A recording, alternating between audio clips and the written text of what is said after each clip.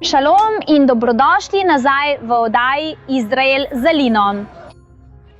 Danes je Izrael v žalovanju. Zakaj? Zaradi izpolnitve svetopisemskih prerok. Zaradi prerok, ki so se že izpolnile. In kmalu bomo videli množice, ki se bodo začele spuščati v Jeruzalem, da bi jokale in žalovale. Del ljudi, ki prihajajo, si sezuje čevlje. Nekateri pridejo sem že bosi, v raztrganih oblačilih in tešči. Pridite z mano, da razumete, zakaj je danes ves Izrael v žalovanju. Globoko in biblijsko žalovanje. Pridite z mano, da razumete, kaj je v resnici tiša B'Av. Torej, če ste pripravljeni, začnimo.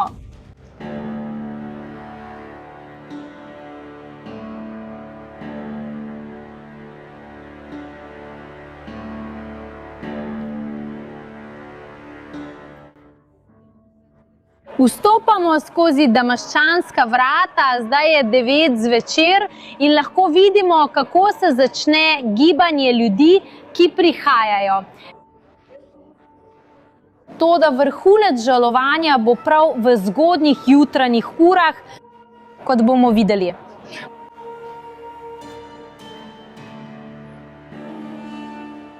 Pravkar smo prispeli do zidu objokovanja in že lahko začutimo, kako se vzdušje spreminja.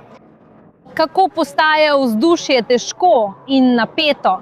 In to je šele začetek. Ljudje, zdaj smo na začetku vsega, kar se bo zgodilo. In videli boste, kako bo v kratkem času to območje popolnoma polno. Tukaj pri zidu objokovanja ne bo niti prostora, da bi se premaknili. In videli bomo, kako veselje, značilno za izraelsko ljudstvo, se spreminja v žalovanje. In videli bomo ljudi, ki jokajo, ki žalujejo. Videli bomo ljudi, ki dobesedno trgajo svoja oblačila ali pa so že z raztrganimi oblačili. In vse to bomo kmalu skupaj doživeli. In potem vam želim pokazati še več krajev, kjer lahko vidimo bolečino tega dne. Toda preden vam pokažem vse, kar se dogaja, moramo razumeti, zakaj je izraelsko ljudstvo v žalovanju. Ker je danes najslabši in najbolj tragičen dan v celotnem judovskem koledarju, v vsej judovski zgodovini. Torej, pojdimo skupaj in poskusimo razumeti, kaj se dogaja in zakaj.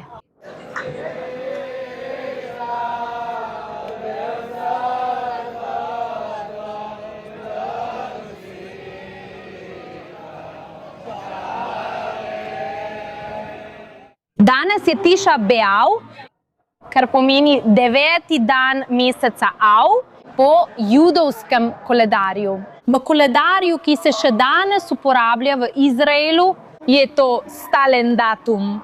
Vendar, če pogledamo in primerjamo z gregorijanskim koledarjem, se datum lahko spreminja iz leta v leto. In zdaj vam bom na zaslonu prikazala datume za naslednja leta, za tiste, ki želite spremljati, ampak kaj je na ta dan, da ljudi pripelje sem, dobesedno sedejo na tla in žalostno objokujejo.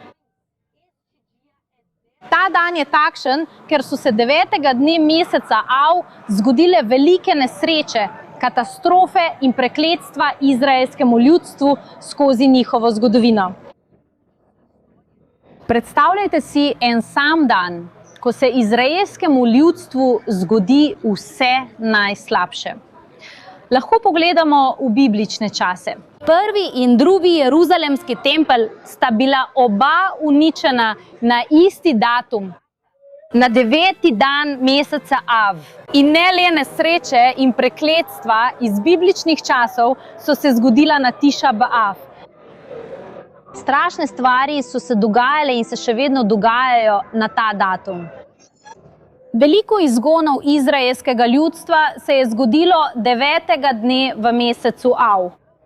Leta 1290 so bili Judi izgnani iz Anglije. Nato leta 1306 iz Francije. In leta 1492 je bil izdan Alhambraški dekret, ki izžene Jude iz Španije. In po nekaj letih tudi ta odlok razširijo tudi na Portugalsko. In 9. ava leta 1914 se začne Prva svetovna vojna, ki je bila prava katastrofa, prava tragedija, ne samo za izraelsko ljudstvo, ampak za velik del svetovnega prebivalstva, predvsem za tiste, ki so bili v Evropi.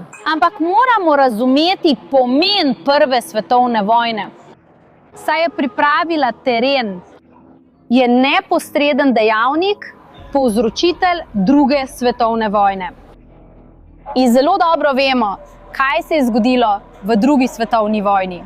Kajti na dan 9. ava leta 1941, hočem reči, sredi Druge svetovne vojne, na ta datum je bil sprejet načrt, ki se imenuje Končna rešitev, ki je načrt za popolno iztrebljenje judovskega naroda. Vključuje taborišča za iztrebljanje, plinske komore, vse, kar poznamo iz holokausta. Začelo se je s tem glasovanjem, s tem načrtom na 9. dan av leta 1941 in končalo se je z iztrebljenjem tretjine vseh Judov na svetu, ne iz Nemčije in Evrope. Tretjina vseh Judov na svetu je bila ubita prav zaradi tega načrta. In vse to, o čemer govorimo, je le majhen del nesreč, ki so se zgodile Izraelovemu ljudstvu prav na ta datum. Zdaj pa želim skupaj z vami vstopiti v del za ženske in v praksi razumeti, kaj se dogaja, kako se to žalovanje kaže tudi fizično. Pridite z mano.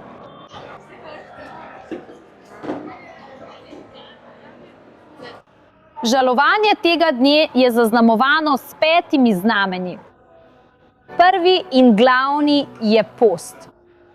Popolen post, ki traja 25 ur.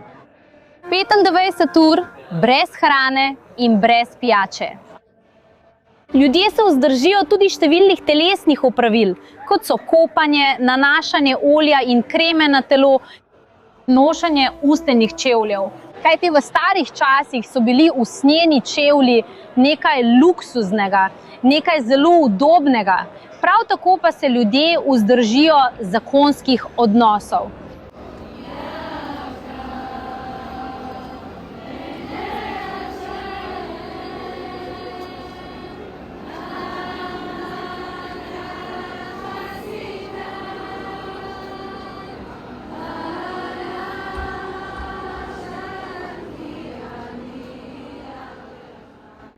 Vidimo lahko tudi ljudi, ki sedijo na tleh ali na majhnih stolčkih. To je znak žalovanja v judovstvu. Ko nekdo izgubi bližnjega družinskega člana ali ljubljeno osebo, eden od običajev, ki jih izvajajo en teden, je prav to, da sedijo na tleh ali na zelo nizkih mestih. Ljudje so tukaj v žalovanju zaradi tega dne, zaradi Jeruzalemskega templja, jokajo na enak način, kot če bi nekdo iz njihove lastne družine umrl.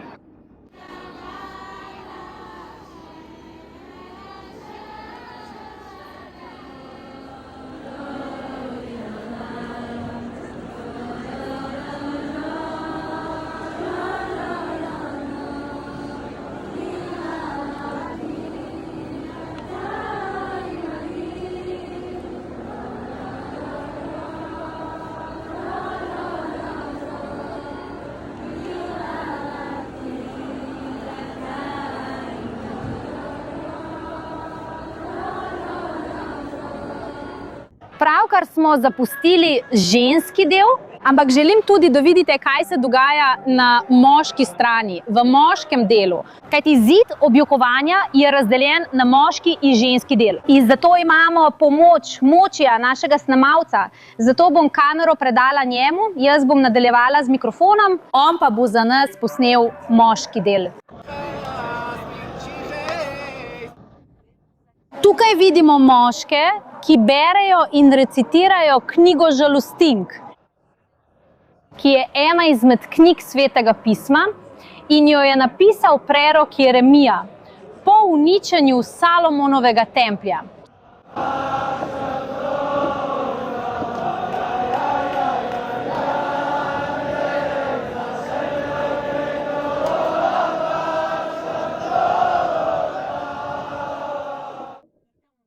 Slišimo tudi ljudi, ki pojejo psalme. Zaradi ljubezni do Gospodove hiše, našega Boga, bom iskala tvoje dobro. To je globok psalm, ki govori o templju in prosi za dobro in mir za Jeruzalem.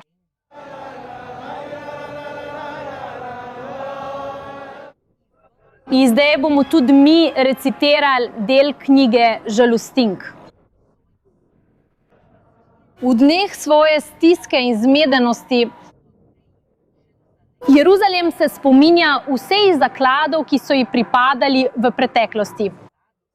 Ko je njen narod padel v roke sovražniku, nihče ji ni prišel na pomoč. Njeni sovražniki so jo opazovali in se norčevali iz njenega padca. Vas to ne gane? Vsi vi, ki ste šli mimo, ozrite se in poglejte, ali je še kakšna bolečina večja od tiste, ki mi je bila naložena. Ki mi jo je Gospod naložil na dan, ko se je razvenela njegova jeza. In zato jokam. Solze mi zalijejo oči. Nihče ni v bližini, da bi me potolažil. Ni nikogar, ki bi mi povrnil pogum. Moji otroci so zapuščeni, ker je sovražnik prevladal. Sion je steguje roke, a vendar ni nikogar, ki bi jo potolažil.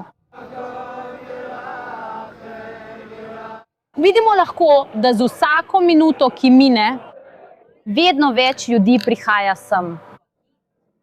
Toda pa so se vsi odločili priti k zidu objokovanja prav na ta tako tragičen dan. Kajti dve največji nesreči, največji katastrofi, ki sta se zgodili na Tiša Beav, sta prav uničenje prvega in drugega Jeruzalemskega templja. In zid objokovanja, ki je prav tukaj pred menoj, je originalni del, ki se je ohranil iz tempeljskega kompleksa. To je bila zunanja stena. In od 4 zunanjih sten, ki so bile, 3 od njih obstajajo še danes in so še vedno vidne. Ampak zakaj vsi izberejo prav to steno? Zid objokovanja ali, kot je pravilno ime, zahodni zid. To je namreč zid, ki je najbližje svetišču svetih, kjer je bilo svetišče svetih, kjer je bila skrinja zaveze, kjer je bila Božja navzočnost in kjer je Abraham skoraj daroval svojega sina Izaka. Vendar vam moram nekaj povedati. Zid objokovanja ni najbližje, do koder se lahko približamo svetini nad svetinjami. Obstaja del, ki je še bližje, kamor lahko pridemo, vendar je malo znan. In zdaj vas želim popeljati, da spoznate ta skrivni del zidu objokovanja. In tudi povedati, kakšna je povezava med izpolnitvijo svetopisemskih prerok in vsem, kar danes vidimo in doživljamo. Pridite z mano.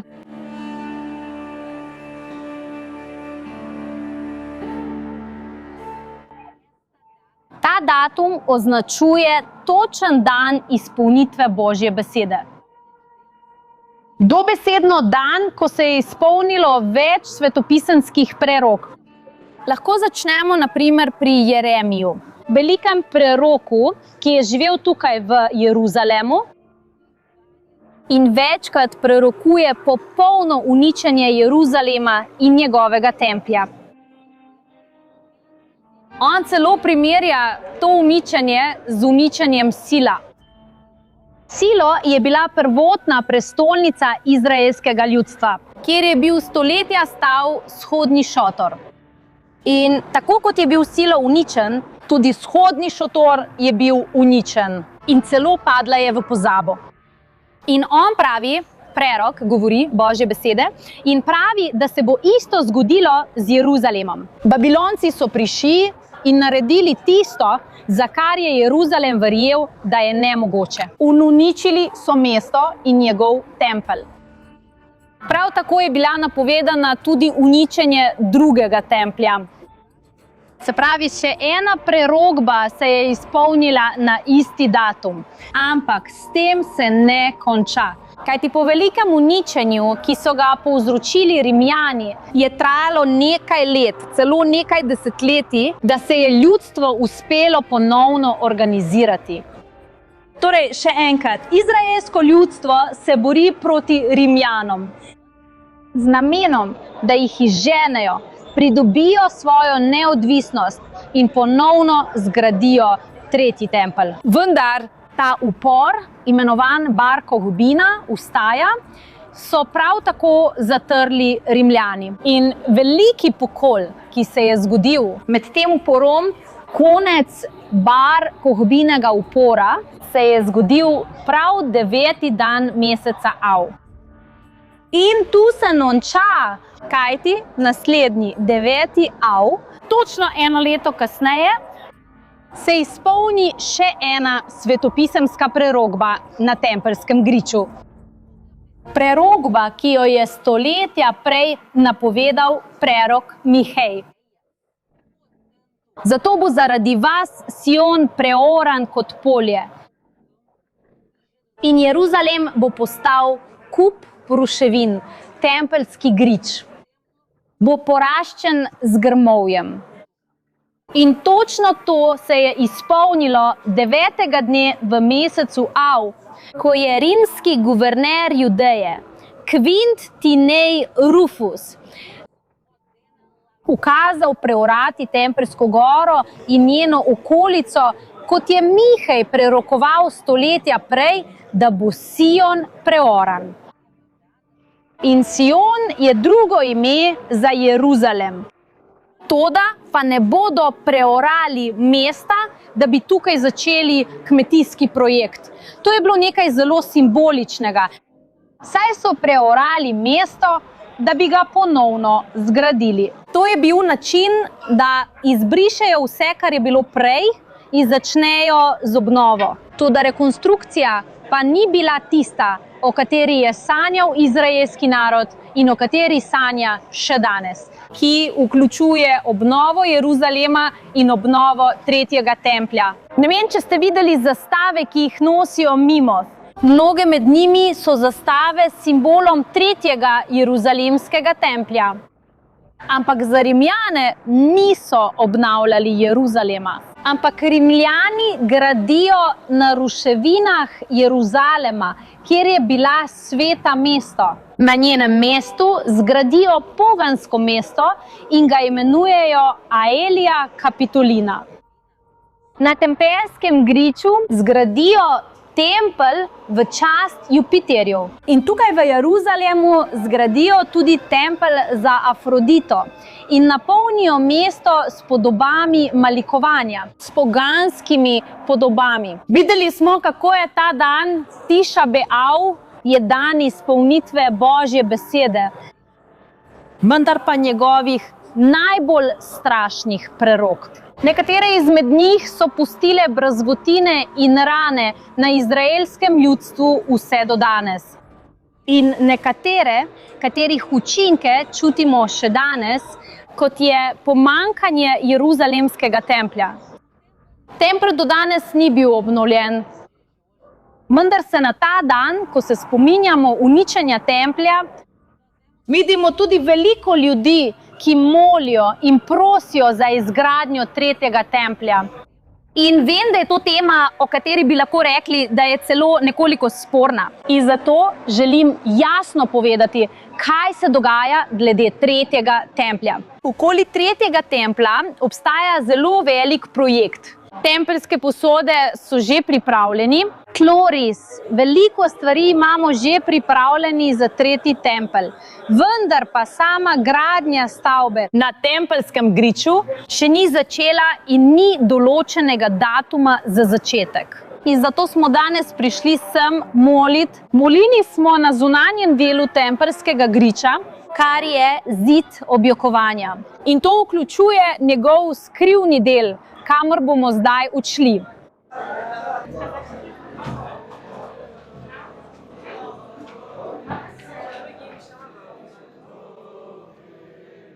Še nismo prispeli na naš končni cilj, ampak tukaj na poti lahko vidimo množico, ki moli pred zelenimi vrati.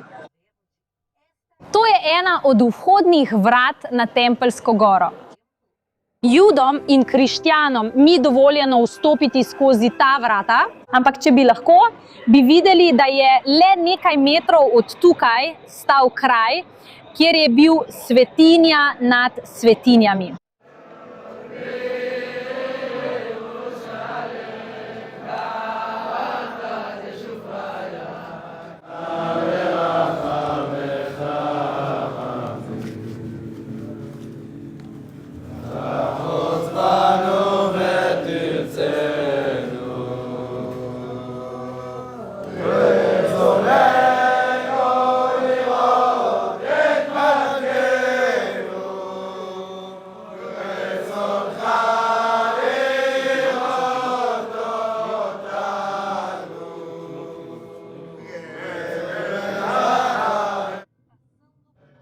Ko gremo skozi ta majhen tunel, pridemo do kraja, imenovanega Mali zid objokovanja.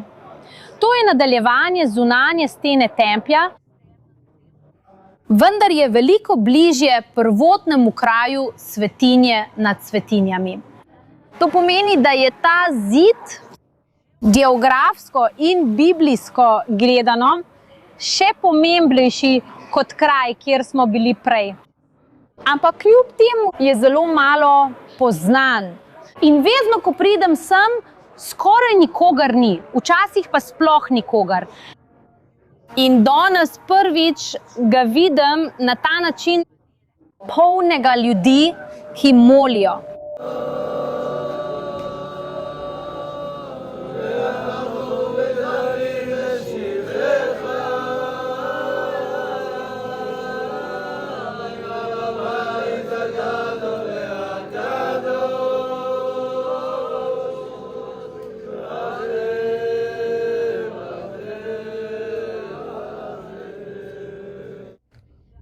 Že smo povedali, da ljudje dobesedno govorijo, recitirajo in pojejo knjigo žalostink.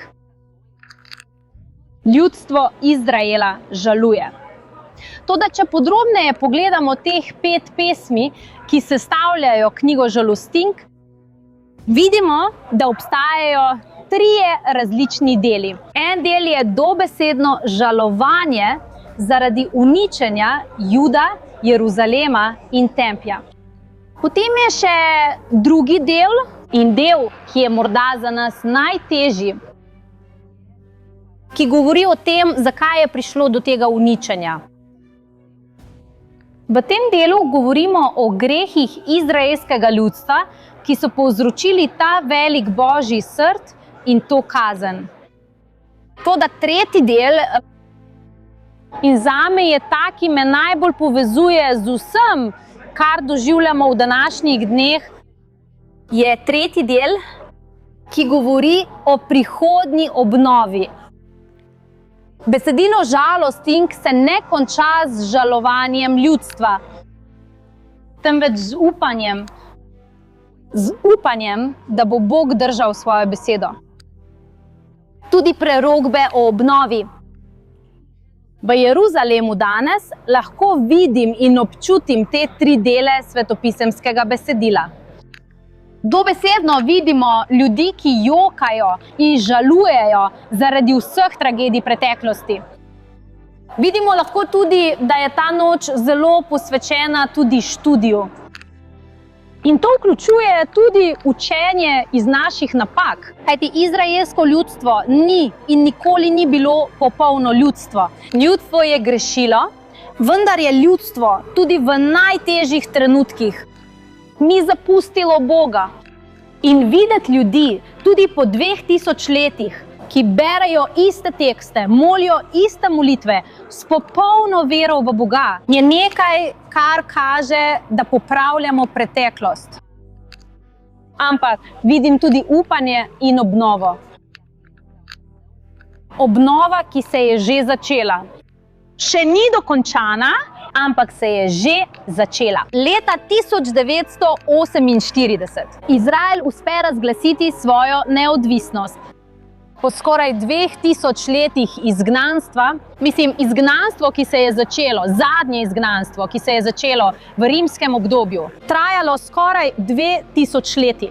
In ljudje so se uspeli vrniti v svojo deželo, kot je bilo zapisano v prerokbah. Vrnili so se iz vseh 4 koncev sveta in razglasiti svojo neodvisnost, biti še enkrat svoboden narod v svoji deželi, to izziva vso človeško logiko. Ampak ljudstvo Izraela, ki ni pozabilo svoje zgodovine, svoje preteklosti in svojega Boga, je zdaj spet tukaj. Torej, ja, danes je dan žalovanja in bolečine in tako bo ostalo zavedno. Toda, ko beremo žalostinke, moramo se tudi spomniti na verze upanja in obnove, ter na vse, kar bo Bog še storil za nas in za ves svet.